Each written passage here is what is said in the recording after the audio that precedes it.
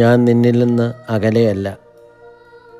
നിന്നെ എൻ്റെ മുറിവേറ്റ ഹൃദയത്തോട് ഞാൻ ചേർത്ത് പിടിക്കുകയും നീ ഉറങ്ങുകയും ഉണർന്നിരിക്കുകയും ചെയ്യുന്ന ഓരോ നിമിഷവും എൻ്റെ കരുണയുടെയും സ്നേഹത്തിൻ്റെയും കടാക്ഷത്തിൻ കീഴിൽ സൂക്ഷിക്കുകയും ചെയ്യുന്നു. എനിക്ക് നിന്നോടുള്ള സ്നേഹത്തെ സംശയിക്കരുത്.